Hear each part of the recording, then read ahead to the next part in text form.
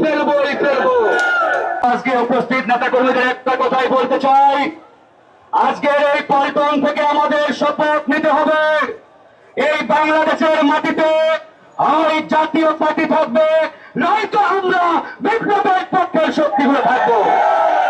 প্রিয় ভাইরা আমার, গতকাল গণ অধিকার পরিষদের বিপ্লবী সভাপতির উপরে হামলা হয়েছে। এই হামলা নূরের উপরে হয় নাই, এই হামলা হয়েছে 2024 সালের বিপ্লবের উপরে সরাসরি কুঠারাঘাত। তার মাধ্যমে একটা মেসেজ দিতে চাই, ভারতীয় পরিকল্পনায় যারাই আগামীতে বাগলে দেবে তাদের পরিণতি এই নূরের মতো করা হবে। প্রিয় বন্ধুগণ, আপনারা জানেন গত 3 মাস আগে ভারত এবং বাংলাদেশের সেনাবাহিনীকে দিয়ে রিফাইন্ড আওয়ামী লীগ নামে একটি প্রকল্প বাস্তবায়নের চেষ্টা করা হয়েছিল। সেই প্রকল্প এদেশের মানুষ জেনে যাওয়ার পরে তারা এখন সিদ্ধান্ত নিয়েছে জাতীয় পার্টির মাধ্যমে এই বাংলাদেশে আগামীতে তারা আওয়ামী লীগকে পুনর্বাসনের চেষ্টা করবে। ওদের স্বপ্ন পূরণে পাশে থাকতে পেরে আমরা গর্বিত।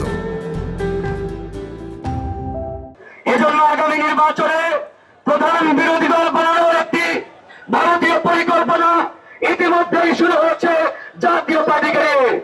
আমরা স্পষ্ট করে বলতে চাই, আমার সহযোদ্ধার প্রতিভা রক্তের বিনিময়ে হলেও এই বাংলাদেশের মাটি থেকে জাতীয় মুনাফেক পার্টির অস্তিত্ব আমরা মুছে ফেলবোই ফেলবো।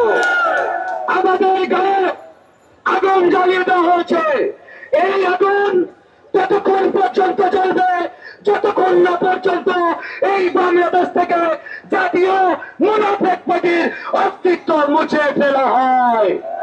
তাই প্রিয় ভাই আমার, কথা বরাবর কর্মসূচি ঘোষণা হবে, প্রত্যেকটা কর্মসূচি সর্বোচ্চ গুরুত্ব দিয়ে আমরা ইনশাআল্লাহ বাস্তবায়ন করব।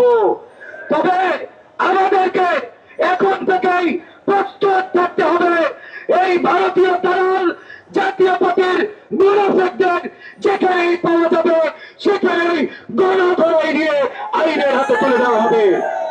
অনেকেই বলছে ভাই আইন হাতে তুলে নেবেন না, আইনের প্রতি শ্রদ্ধা রেখেছি, কিন্তু আইন আমাদের প্রোটেকশন না দিয়ে আমাদের উপরে হামলা চালিয়েছে। তাই প্রিয় ভাই আমার, কথা একটাই, বিচার না হওয়া পর্যন্ত আওয়ামী লীগ নিষিদ্ধ যেভাবে হয়েছে, জাতীয় পার্টিও একই রাস্তায় নিষিদ্ধ না হওয়া পর্যন্ত আমাদের লড়াই আমরা চালু রাখবো।